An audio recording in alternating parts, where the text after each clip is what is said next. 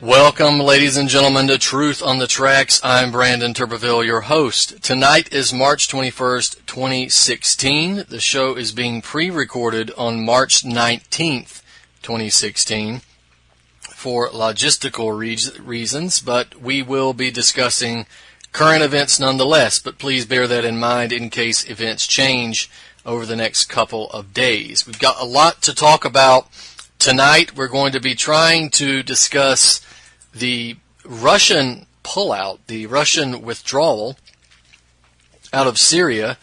We also need to talk about the recent announcements of Kurdish federalization. That's going to be important as we move forward.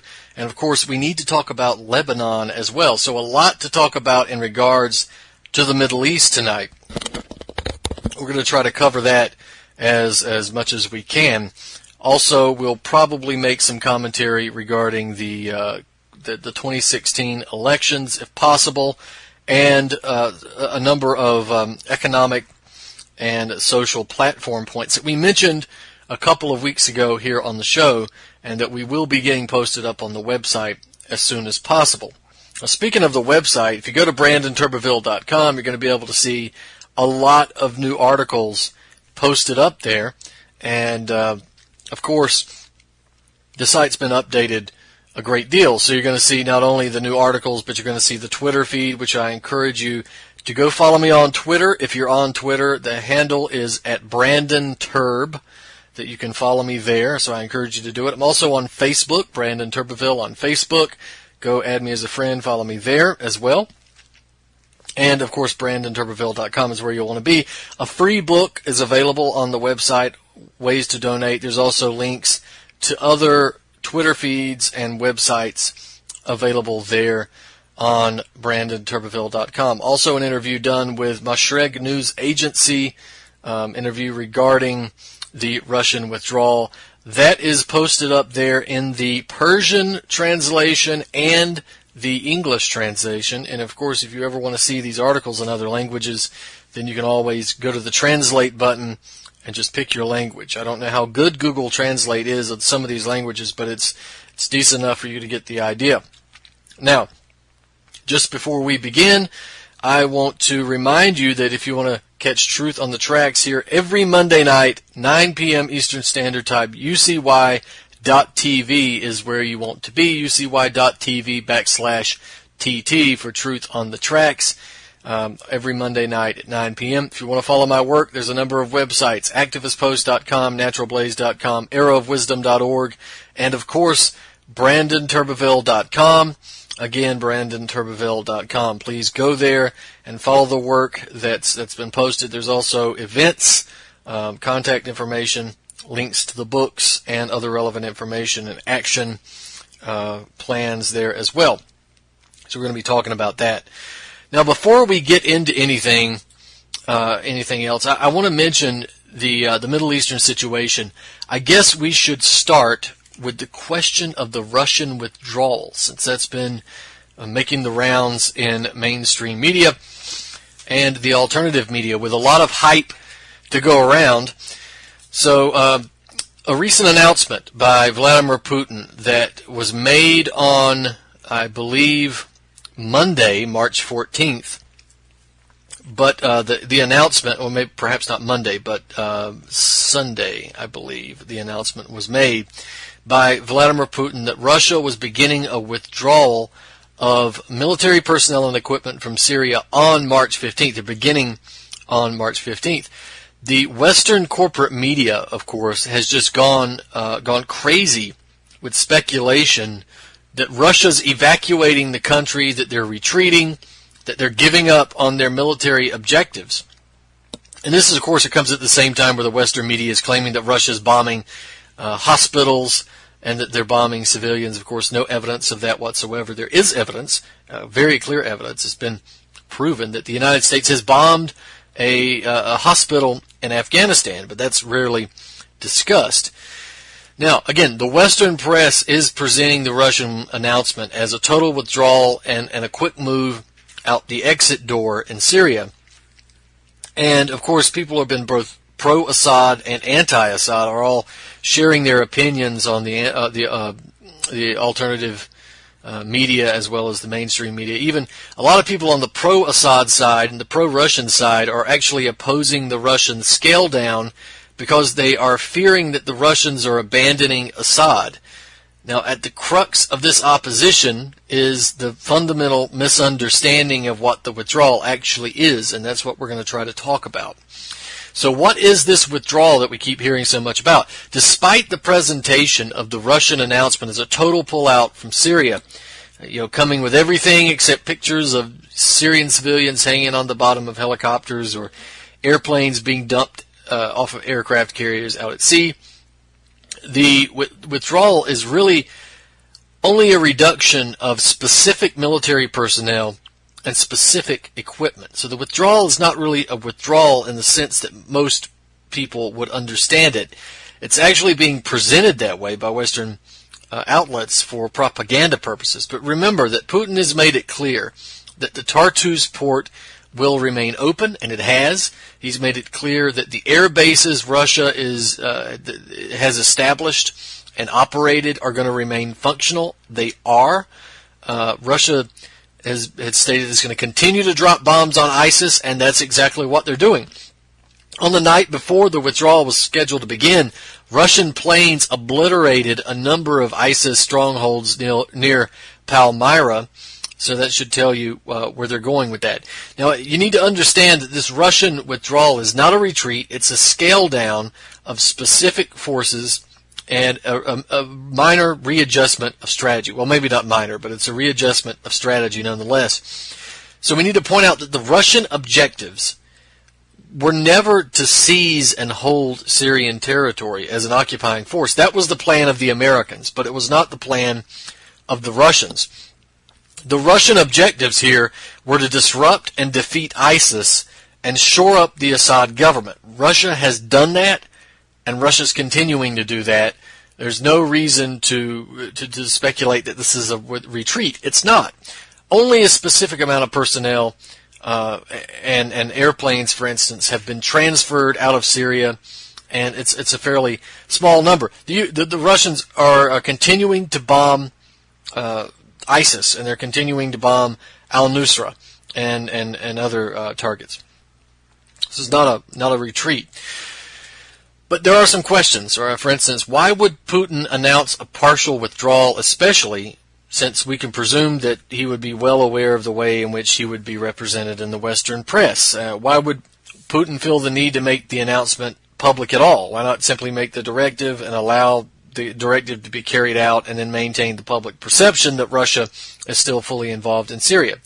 Now, most likely, the Russian announcement was more politically based than anything else. So, for instance, one aspect of the announcement, particularly since it coincides with this new ceasefire agreement that is taking place in Geneva at the United Nations and the peace talks, is that it allows Russia to appear as the most rational actor in the fight in Syria and the side of that conflict that's most committed to actual peace. This has been Russia's methodology since the beginning of its involvement in the crisis, where the United States, when it was ever forced to go toe-to-toe with Russia politically, has ended up with egg on its face every single time. So remember, when the United States wanted to invade Syria under the pretext of chemical weapons, the Russians swooped in and negotiated a deal to remove Syria's chemical weapons stockpile. A lot of people had valid arguments against the disarmament. We're not going to comment on that yet. But politically speaking, Russia came away looking diplomatic and peaceful, while the West, especially the United States, came away looking like the bloodthirsty warmonger that it is. Now, on numerous occasions, when the United States was screaming at the top of its lungs that peace could only come from a so-called rebel victory or the removal of Assad, the Russians came in and organized peace talks of their own. Now, these talks ultimately failed, but the result was that the Russians were portrayed, at least to part of the world, the Russians portrayed themselves as the side leaning toward peace and diplomacy, while the United States was bent on bloody warfare. So Russia has been incredibly shrewd and effective on the political front as well as the military front, and the recent announcement seems to be one more aspect of that particular strategy. The other aspect, the second aspect, is domestically, Russia is now able to tout a mission accomplished moment of sorts, right? This is sort of a victorious military triumph without actually landing on an aircraft carrier and declaring the mission officially over like Bush, while the troops are still engaged in a bloodbath on the ground. Putin is able to have his cake and eat it too, right? He can point out that some military objectives have been achieved, but still not claim that the mission is over. And he could still leave Assad to deal with much of this, right? But he's not leaving Assad to the wolves, as has been portrayed by a lot of different people. So he can claim military victory, but he can also do so without actually claiming military victory and just bailing on the Syrian government. It's both an international stance toward peace and a domestic stance toward victory, even if for no other reason than public relations, and a lot of that is what this is. Now, going forward, as I just mentioned previously, Russia has reaffirmed that not only is the air base in Latakia and the naval facility in Tartus continuing to operate, but it's going to continue air operations against ISIS forces, and it has done so. Only a day after Putin's announcement, the Russian Defense Minister Nikolai Pankov said, let me read his quote. It says, quote, "Certain positive results have been achieved. A real chance has emerged to put an end to this long-running standoff, but it is still early to talk about victory over terrorism. The Russian aviation group has the task to continue carrying out strikes on terrorist facilities," end quote. So with the ceasefire agreement barely holding on, although holding on much better than some of us thought, the peace talks taking place at the United Nations in Geneva, and we also have this threat of a Turkish GCC invasion of Syria looming in the background. The question now is whether or not the situation is gradually going to trend toward peace and de-escalation, or whether it's going to escalate to a wider war between the opposing forces in Syria, as well as other interested international actors. Remember, Staffan de Mistura, the UN Special Envoy for the Syrian crisis, has already described the talks as essentially the only thing holding back an even wider full-scale war in Syria. He didn't make an effort to clarify what he meant by that comment, but the world outside of the Western countries are generally aware of the American agenda in Syria, right? Informed observers generally recognize the NATO bloc, along with Israel and the GCC, as not being content to simply admit that they've been routed, pick up their ball and go home. They continue to adapt their own methods in much the same way as the Russians do, and they're going to respond as soon as they have surveyed the chessboard and have selected their next move. So we fully expect a response by the United States. An adjustment of strategy can take a number of different forms, but the most concerning is the possibility that NATO will commit to some type of gamble where it's believed or at least assumed that the Russians will retreat instead of fight back in the event of some direct military invasion by either the regional players or the United States itself. If that happens, that's a catastrophic military move. It's going to be one that affects every human being on the planet, as it's going to pit two nuclear powers in conflict with one another. So all of that is to say that regardless, the manner in which the Russian announcement has been portrayed in the corporate Western press has only served to stir up a number of panicked responses from confused onlookers, at the same time providing a complete mystification of the true situation on the ground. So it's going to become even more confusing to casual observers attempting to gain any accurate representation of what's happening in Syria as these things become more convoluted. But unfortunately, what makes a leader look weak in the eyes of a lot of Americans might well make him look honorable in the eyes of the rest of the world, particularly those parts of the world that are continuing to suffer under American imperialism, war, and destabilization. So that is what the Russian withdrawal is about, and I encourage you, if you want to read more about that, to go look at my article, What the Russian Withdrawal from Syria Means and What It Doesn't, and that's available at BrandonTurbeville.com and ActivistPost.com. So please go check that out. Now we need to talk about the Kurdish issue as well, because this is becoming increasingly important, and it's becoming an issue which is dividing a lot of people in the geopolitical community. And I think you're seeing a lot of divisions where people start to show their true colors and their true allegiances. But we'll leave that where it is. The Kurds in Syria have now declared a federal system, and that's going to be within the areas they've seized in the northern part of the country. But they are designating to act as sort of an autonomous zone. The official declaration came on March 16th, with reports like the ones coming out of the BBC, which reached the Western audiences on March 17th. According to these reports, the conference at which the federation of 3 Kurdish entities in Syria took place in Rumeilin. Kurdish journalist Barzan Iso confirmed the initial rumors surrounding the Kurdish declaration to RT earlier on March 16th. He said that the conference had started in Rumeilin. There were about 200 representatives of Rojava. Rojava is the name of this area that the Kurds have seized, and this is not an official name. This is a name that's been given to it by the Kurds and the Western media. And we'll explain why that is in a minute. But Barzan Iso said that they represented different ethnicities and nationalities. There were Kurds, Arabs, Assyrians, Syriacs, Turkomans, Armenians, Circassians, Chechens, all that. He says that there were representatives from the Syrian Democratic Forces, the YPG, the Women's Defense Units, and that it announced a federation as a political project for Rojava in northern Syria. Now, the new project that he's talking about is designed to replace the currently autonomous zone of Rojava and again, I want to point out it's not autonomous officially, but it's become somewhat semi-autonomous. So the idea for this new project is to replace what is semi-autonomous now, de facto autonomous, by formally creating what they are calling a Federation of Northern Syria, incorporating about 250 miles of Kurdish-held territory along the Syrian-Turkish border, with the section of the northwestern border near the Afrin area, and of course from that area, from Jarablus all the way up to the northeastern tip of Syria. And that was reported, of course, by Idris Nassan, official working with the Foreign Affairs Directorate of Kobane, which is actually, you'll remember the name Kobane, but the name of it is Ain al-Arab.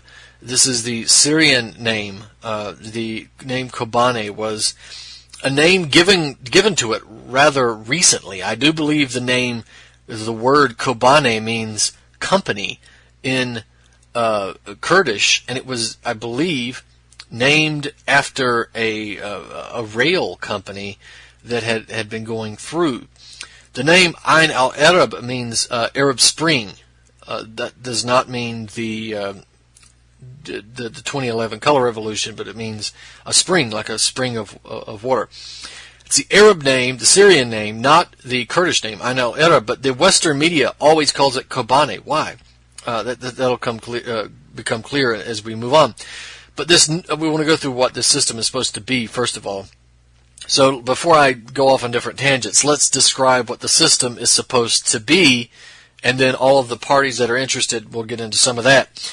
But the new system is, according to Idris Nassan, widening the framework of self-administration which the Kurds and others have formed, end quote. Now, Rojava only received a degree of autonomy in 2013 when Syrian forces were overwhelmed by Western-backed terrorists and were forced to abandon a lot of that territory. The Kurdish militias swooped in, and that includes the YPG and a number of others. In place of the Syrian army, we had the National Defense Forces, other Syrian patriot militias, the Kurdish forces. These groups all remained, and they fought terrorists, and we should congratulate them on their gallant fight against ISIS, and they did so to the point of securing large swaths of border territory. Now, before 2013, Rojava was never an autonomous region, and there was not a separate Kurdish entity in Syria. The Kurdish areas are occupied by a lot more religions and ethnicities than just Kurds, and this includes the Rojava region. It's not Kurdish. There were Syrian Arabs, Assyrians, Turkmen. January 2014, the PYD, which is the Democratic Union Party, which is basically the political wing of the Kurdish YPG military wing, they declared that all three of the Rojavan cantons were autonomous, and that included Afrin, Kobane, and Jazira. The Rojava interim constitution, that's now known as the Charter of the Social Contract, came immediately after that declaration. The charter did call for the peaceful coexistence of all religions and ethnic groups under its jurisdiction, and it did reaffirm that Rojava would remain part of Syria. But the representative of the PYD party in Moscow, Abed Salem Ali, told RIA Novosti that the Kurds were going to declare a federation of the three Kurdish cantons in northern Syria, and his predictions came true. But he also said that autonomy didn't mean separation from Syria. He said it only meant the establishment of a looser, centralized governing system, which is its federation, its federalization. It's a federalization of Syria and a federalization of the Kurdish area. He said that it would be a new Kurdistan, but it would remain part of Syria. So what we're talking about here is the creation of a Syria where there is a weak central government and that there is a Kurdish state in that system. We'll get into more details in a minute. Now, it's not surprising, but Turkey opposes the move because it's afraid that the Syrian Kurds are going to represent a significant threat on its borders, and probably even more important, it's afraid that the Syrian Kurds are going to unite with the Turkish Kurds and begin to start taking territory away from Turkey. Ironically, the Kurdish announcement resulted in Turkey saying that it supports, this is a quote, I'll read the quote and you'll realize why I'm laughing, that Turkey, quote, supports Syria's national unity and territorial integrity, end quote. Ha, ha, ha, right? It supports Syria's national unity. It supports Syria's territorial integrity. Since when? If Turkey has finally come around to supporting Syria's national sovereignty, it's a revelation, and it's one that the Turkish leaders only had a few hours ago, because that's never been the case, right? This is sending terrorists in from the Turkish border into Syria, politically demonizing Assad, doing everything possible, including shelling, including bombing, including sending troops and tanks into Syria. This is not what I would call a respect for Syrian national sovereignty and territory and territorial integrity. But nevertheless, that's the nature of the Turkish Foreign Office.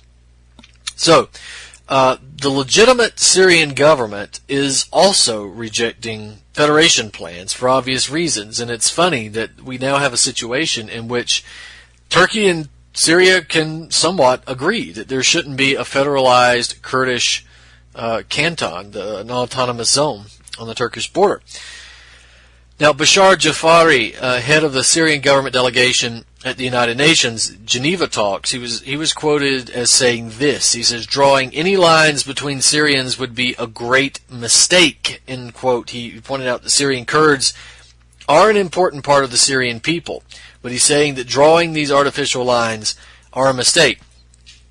Now, it's got to be noted that the Kurdish declaration comes as it becomes clear that the Kurds are not going to be included in the Geneva talks. Turkey, of course, is pleased about that.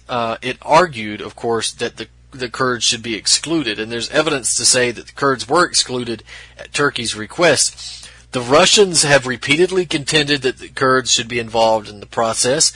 Even Stefan de Mistura, the UN envoy to Syria agreed that the Kurds should be included. Now, the truth is that the only legitimate representative of the Syrian people is included in the Geneva talks. That's the Syrian government. So the Kurds want to be included as a separate entity, but they were not included. But of course, if you want to talk about what represents Syria, a whole Syria, a united Syria, that's the Syrian government. It's not the Kurds. Now, we have Rodi Osman, who's head of the Syrian Kurdistan office in Moscow. He implied that the declaration of the federalized Kurdish territory may have been a response to having been excluded from the peace talks. I don't think that this is the case, but we'll read his quote nevertheless to get that perspective out there. He says, quote, "The second round of inter-Syrian talks is underway in Geneva, but Syrian Kurds were not invited. It means that the future of Syria and its society is decided without Kurds.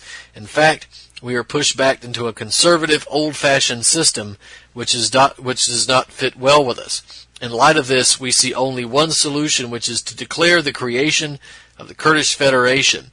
It will serve the interests of the Kurds, but also those of Arabs, Turks, Assyrians, Chechens, and Turkmens, all part of Syria's multinational society.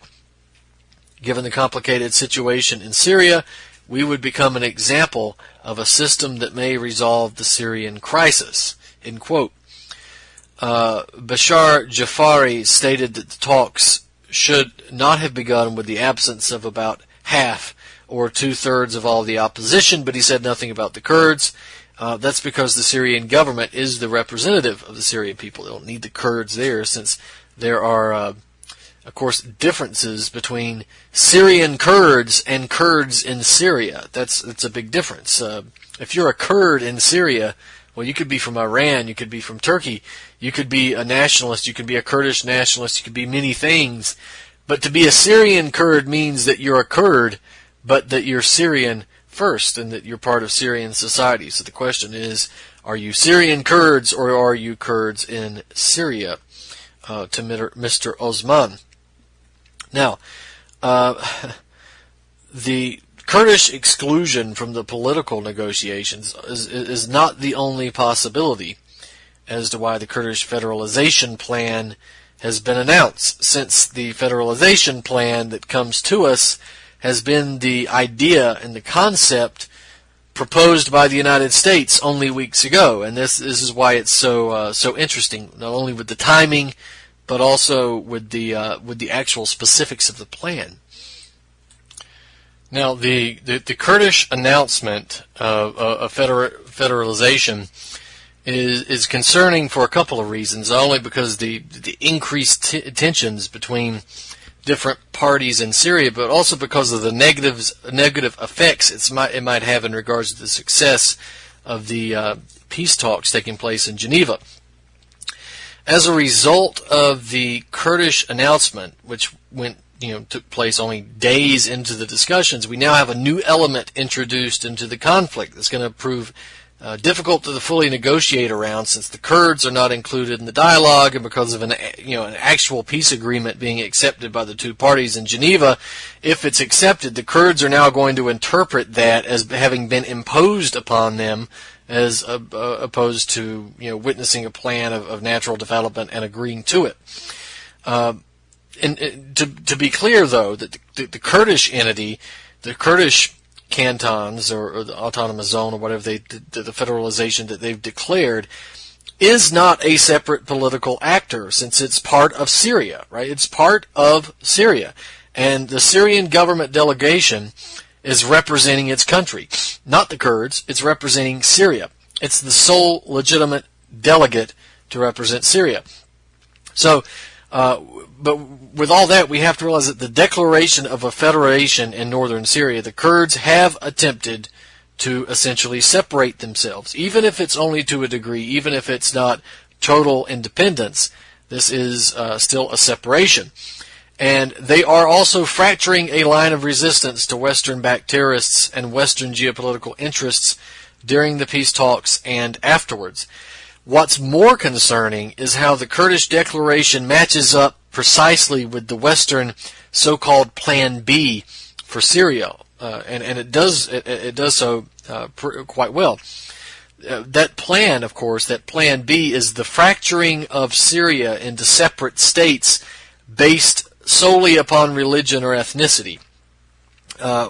Consider, I mentioned a statement by Abed Salem Ali, who is the PYD representative in Moscow, and we talked about what he said, but I want to read the rest of his statement. He says that Syrian Kurds expect their experience with autonomy to be spread to other ethnicities and religious groups in Syria. He said, quote, "Our experience would be useful for Alawites and Sunnis. Perhaps this is the key to bringing peace in our country," end quote. In other words, he's suggesting that not only should Kurds maintain this federalized autonomous state, but they should do so as well as other ethnic groups and religious groups. Most likely he's referring to the same groups mentioned repeatedly in Western media outlets over the last several weeks and over the course of a couple of years as the Western Plan B. In other words, Alawites, Druze, Sunnis, and even the Wahhabites, the Wahhabists that are there. So Ali's suggestion and the concept that's gaining steam among the Western population via their corporate media outlets as well as among the Kurds in Syria is the same as the Plan B mentioned by John Kerry. It's the same as the Plan B mentioned by the Brookings Institution and this litany of media outlets and analysts receiving their marching orders from the U.S. government. It's quite a coincidence, I guess, that the Kurds make their announcement so soon after this so-called Plan B begins gaining attention in the international discourse in a renewed fashion over the last few weeks. Now, for his part, John Kerry didn't elaborate on the nature of the Plan B except to say that it might be too late to keep Syria as a whole if the negotiations in Geneva fail. But Kerry's Plan B sounds a lot like the Brookings Institution's Plan A, and Brzezinski's Plan A, and Robin Wright's Plan A, and a number of other military-industrial complex strategy firms and their Plan A.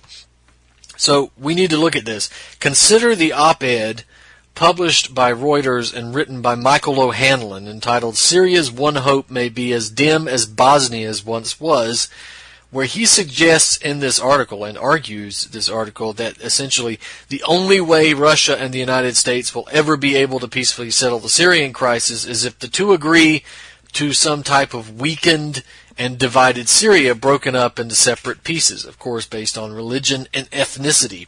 This is something that Americans should pay close attention to, since we are falling victim to a very carefully constructed divide and conquer strategy here in this country based on religion and ethnicity, and perhaps we'll have a chance to touch on that. But let's stay on topic. I want to read a sizable quote from Mr. Michael O'Hanlon.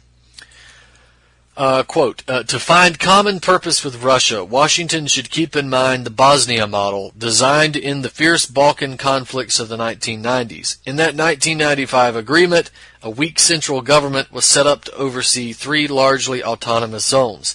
In similar fashion, a future Syria could be a confederation of several sectors, one largely Alawite, Assad's own sect, spread along the Mediterranean coast, another Kurdish along the north and northeast corridors near the Turkish border, a third primarily Druze in the southwest, a fourth largely made up of Sunni Muslims, and then a central zone of intermixed groups in the country's main population belt from Damascus to Aleppo. The last zone would be likely to be difficult to stabilize, but the others might not be so tough. Under such an arrangement, Assad would ultimately have to step down from power in Damascus. As a compromise, however, he could perhaps remain leader of the Alawite sector. A weak central government would replace him. But most of the power, as well as most of the armed forces, would reside within the individual autonomous sectors and belong to the various regional governments. In this way, ISIL could be targeted collectively by all the sectors. Once this sort of deal is reached, international peacekeepers would likely be needed to hold it together, as in Bosnia. Russian troops could help with this mission, stationed, for example, along the Alawite region's borders. This deal is not, of course, ripe for negotiation. To make it plausible, moderate forces must first be strengthened. He's talking about terrorists when he says moderate forces. The West also needs to greatly expand its training and arming of various opposition forces that do not include ISIL or al-Nusra. Yeah, well, a rose by any other name, a death squad terrorist monkey by any other name is still ISIL or al-Nusra, isn't it? Vetting standards might also have to be relaxed in various ways. How? American and other foreign trainers would need to be deployed inside Syria, where the would-be recruits actually live and must stay if they are to protect their families. Meanwhile, regions now accessible to international forces, starting perhaps with the Kurdish and Druze sectors, could begin receiving humanitarian relief on a much expanded scale. Over time, the number of accessible regions would grow as moderate opposition forces are strengthened. Again, moderate opposition forces, terrorists. Though it could take many months or even years to achieve the outcome Washington wants, setting out the goals and the strategy is now crucial. Doing so could provide a basis for the West working together with, or at least not working against, other key outside players in the conflict, including Russia as well as Turkey, the Gulf states, and Iraq. End quote. So that's the plan in a nutshell, written by Michael O'Hanlon. Now, O'Hanlon is no stranger to the partition plan for Syria. He was the author of the infamous Brookings Institution report Deconstructing Syria, a New Strategy for America's Most Hopeless War, in June of 2015, where he argued essentially the same thing. In this article, for Brookings, of course, Brookings is a corporate financier-funded think tank that's been instrumental in the promotion of the war against Syria since very early on. O'Hanlon argued for the relaxation of vetting processes for rebels, again, terrorists, so-called rebels, death squad fighters, terrorists, ISIS, whatever, being funded by the U.S. government. He also argued for the direct invasion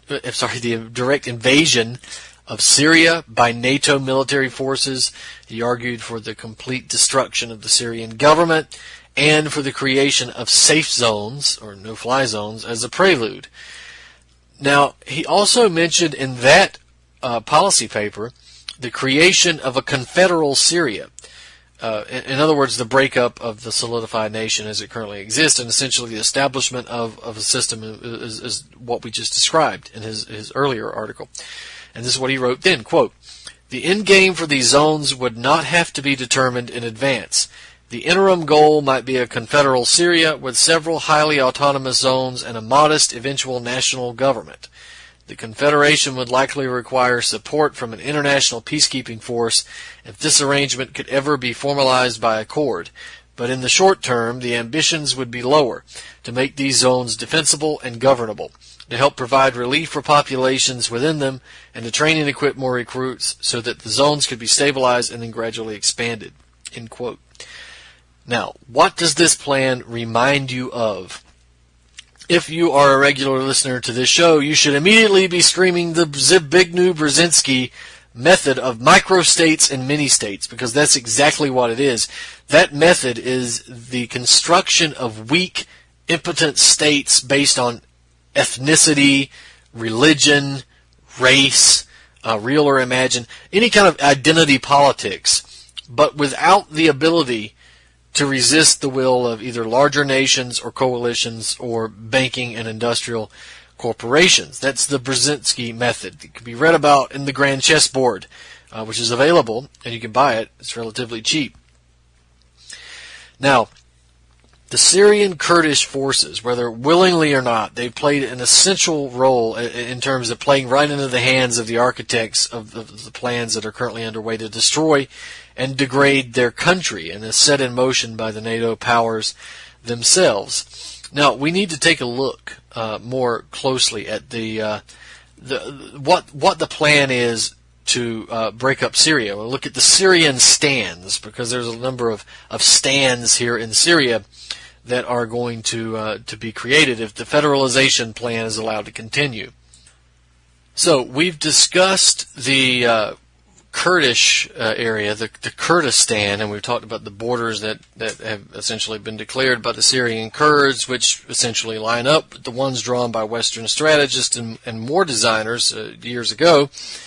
But we've also got suggestions that have gone back as far as at least 2013 that in addition to a Kurdistan, we need this Alawite enclave that's perhaps led by Assad, perhaps not, that would be established in the western portion of Syria, predominantly in the Latakia area, and where is what left of the Syrian government, presumably itself decimated by restructuring and reimposition of different types of leaders, different people, where all of that would take place. Now we've got Robin Wright of the United States Institute for Peace. It's a military-industrial complex firm, which is a sort of a neocon operation dedicated to strategic development. She suggested a larger Alawitistan, I guess, stretching from the south of Syria, the southwestern part of Syria, up through Damascus, through Homs, through Hama, so Latakia, and onto the northern coast of the Mediterranean. So that's somewhat bigger than what others have suggested. There's also the idea of a Druzistan, which Wright refers to as Jabal al-Druz. That's also been dreamed up for the southern tip of Syria and basically near Dara. In the rural areas, there have been discussions centering around a Sunnistan that would span from rural, central, and eastern Syria across the border, even into central, western, and eastern Iraq. Other people have suggested that Sunnistan would be a function of Syria alone, that it wouldn't cross the border.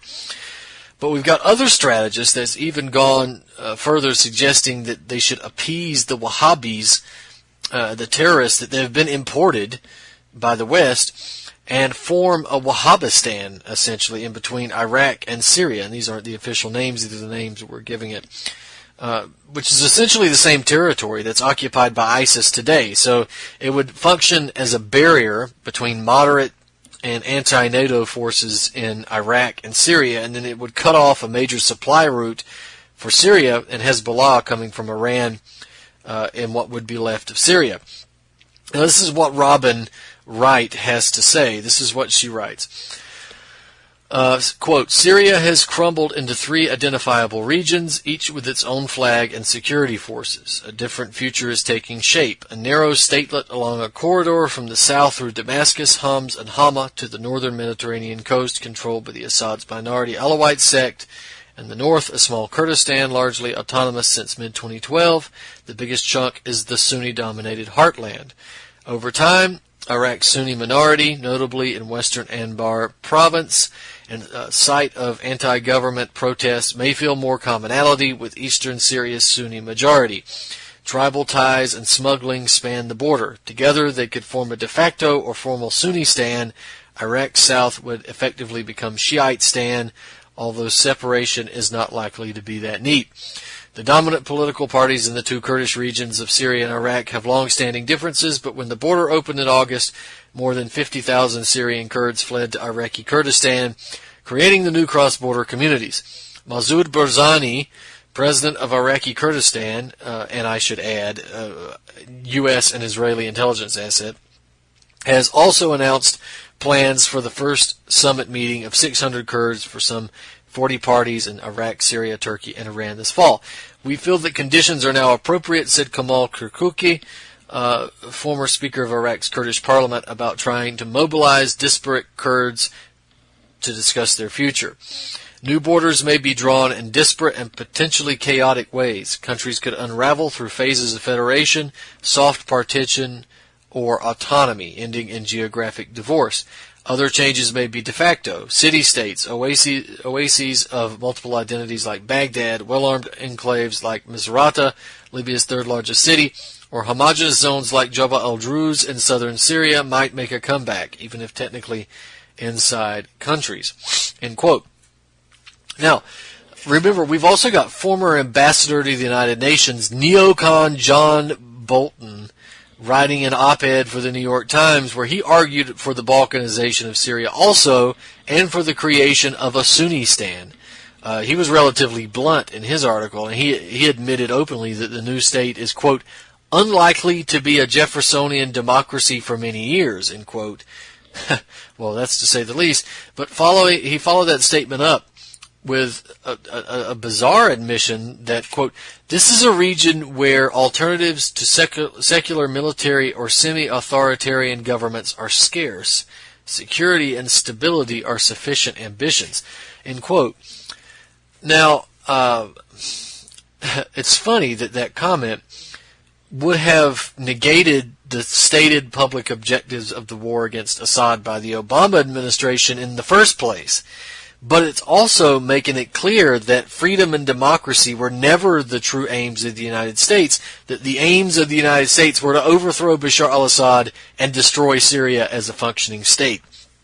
Let's read a few more quotes from Bolton. Quote, today's reality is that Iraq and Syria as we have known them are gone. Yeah, thanks to you, Bolton. The Islamic State has carved out a new entity from the post-Ottoman Empire settlement, mobilizing Sunni opposition to the regime of President Bashar al-Assad and the Iran-dominated government of Iraq. Also emerging after years of effort is the de facto independent Kurdistan. If in this context defeating the Islamic State means restoring power to Mr. Assad in Syria and Iran's puppets in Iraq, that outcome is neither feasible nor desirable. Rather than striving to recreate the post-World War I map, Washington should recognize the new geopolitics. The best alternative to the Islamic State, northern Syria, and western Iraq is a new independent Sunni state. This Sunnistan has economic potential as an oil producer, subject to negotiation with the Kurds, to be sure, and could be a bulwark against both Mr. Assad and Iran-allied Baghdad. So that's basically what I just said earlier. The rulers of the Arab Gulf states, who should by now have learned the risk to their own security of funding Islamic extremism, could provide significant financing. Well, I doubt they've learned that lesson because neither has the United States. They continue to do it. And Turkey, still a NATO ally, don't forget, would enjoy greater stability on its southern border, making the existence of a new state at least tolerable. That's actually not true. The Turks would not have greater stability with the Kurdistan on their border. Make no mistake, this new Sunni state's government is unlikely to be a Jeffersonian democracy for many years. Well, why not? The United States not really a democracy in the Jeffersonian principles either, at least in terms of domestic social policies and personal liberties. We passed that. That ship has sailed some time ago. But the idea is that we want to promote freedom and democracy, right? So we're going to have a state that doesn't have democracy. It's funny. He's being open, but being couched at the same time. It's unlikely to be a Jeffersonian democracy. Why? Because it's likely to be a state ruled by religion. It's a Sunnistan to begin with, right? It's ruled by religion, so you're likely to get a government that's based on Sharia law. That's essentially ISIS, my friends, and that's what Bolton is arguing for. Back to Bolton. The Sunni state proposal differs sharply from the vision of the Russian-Iranian axis and its proxies Hezbollah, Mr. Assad, and Tehran-backed Baghdad. Their aim of restoring Iraq and Syrian governments to their former borders is a goal fundamentally contrary to American, Israeli, and friendly Arab state interests. Notions, therefore, of an American-Russian coalition against the Islamic State are as undesirable as they are glib. Well, you can say a lot of things about Bolton, but at least as a neocon, he was often more honest than most. But on one level, another aspect of this conglomeration of the petty, squabbling microstates that would make up Syria under this Plan B, it's also reminiscent of this Salafist principality that was envisioned and supported by the United States military and intelligence communities early on in eastern Syria and western Iraq today. So, in the end, considering the history of the Kurds and the Western machinations, and the repetitive use of the Kurds in those schemes, we have to say that there's no guarantee a Kurdistan will ever actually take shape. Of course, with a Kurdistan, the Brzezinski method of microstates and mini-states will be realized. In other words, the construction of a weak, impotent state based on ethnicity or religion or some other identity politic, and those states are always weak and always impotent and always being torn apart from within by larger nations or bigger coalitions or banks or industrial corporations. Without a Kurdistan, we would still have this strategy of tension and destabilization, which can be used and continually used as a ready-made fallback plan whenever they want to weaken the region and provide for another avenue to sink countries surrounding this fake Kurdistan into a regional conflict and war. So they can always use that as a strategy of tension. After all, the West has repeatedly used the Kurds for their own geopolitical aims, and then they do so by dangling the carrot of Kurdistan over their heads. And when the Kurds have served their purpose, they're usually dropped and left to their fate until they're useful to NATO again. So we say to the Kurds, what in the hell are you people thinking? How many times do you have to be used and abused and then tossed to the curb by NATO before you get it through your head? You don't work with NATO. You don't work with American intelligence, and you don't work with Israeli intelligence. You don't work with the Saudis. You leave these people alone. You stay away from them.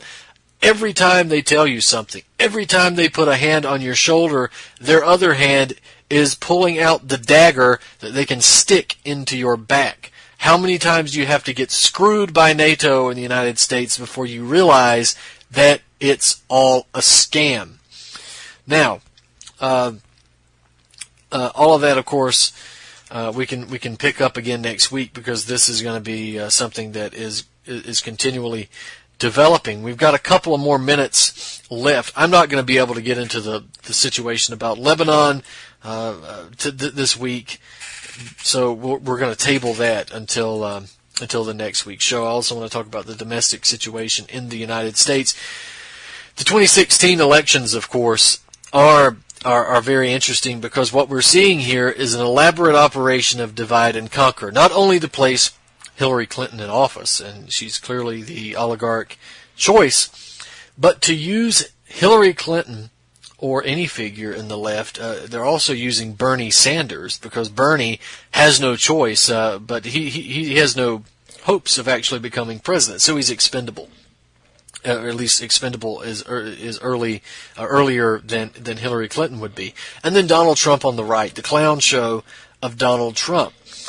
So what polarization of American society, and we saw this beginning with Obama, under the Obama administration, when Obama himself was used as a polarizing figure in terms of race to polarize the American blacks into supporting the black president, regardless of what he does to anybody else in the world, including the American black community.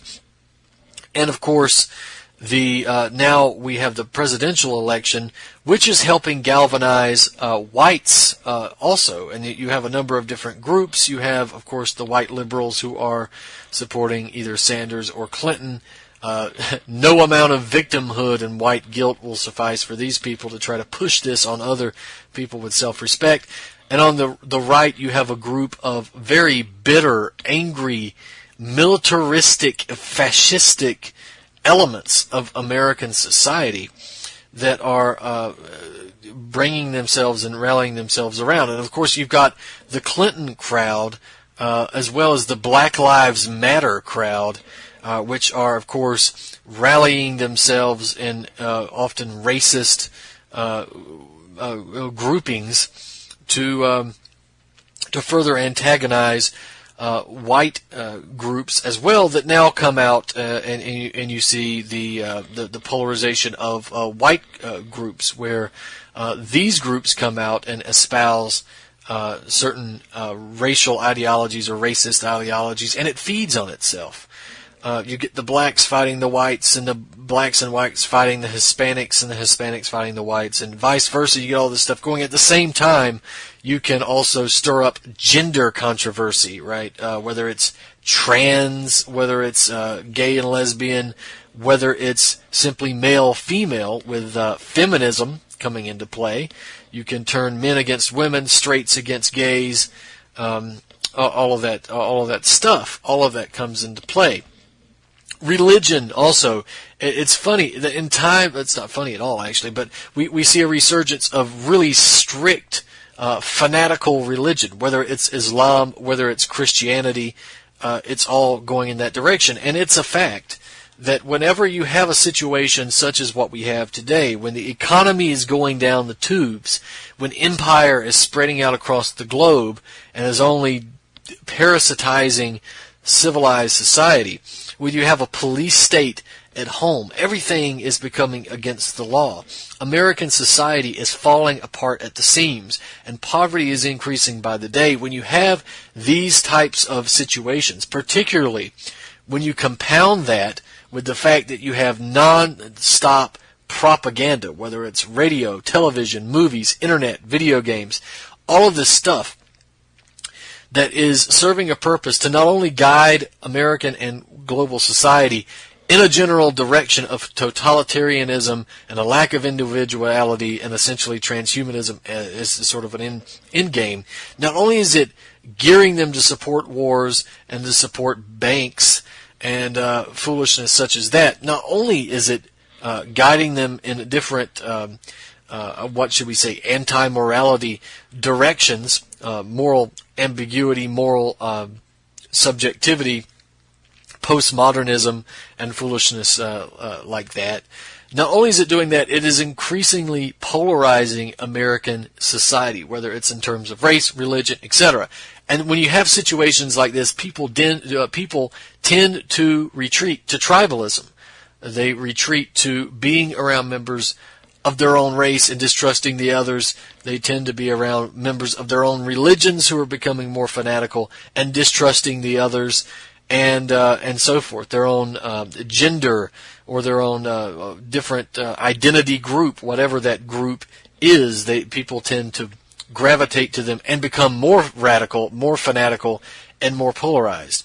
So those of you who are listening to this broadcast and listening to an hour or so of discussion about Syrian society and how that society has fallen apart under Western destabilization, do not get on your high horse, my friends, because you have a country here. If you're in America, you live in this country, you know that there is a great polarization, and it only takes the right propaganda, it only takes the right spark to set people off against one another. And this country itself could turn into some type of chaos, violent chaos. And we should be prepared to guard against that. But that possibility is there nonetheless. And that's why you have Soros working with the Clinton groups, and you have Soros working with Trump as well. We'll cover that in the near future. But that's a brief aside.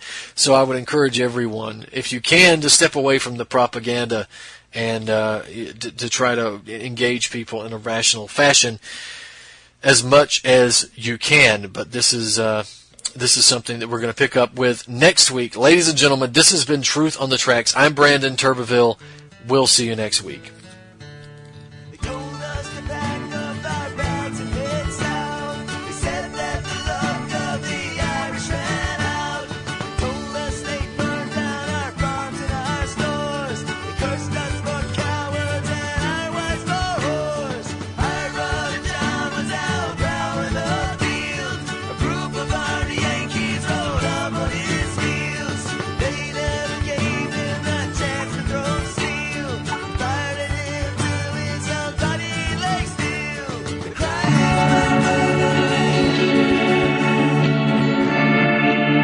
Truth on the Tracks you can catch every Monday night and Friday night at 9 p.m. Eastern Standard Time here on UCY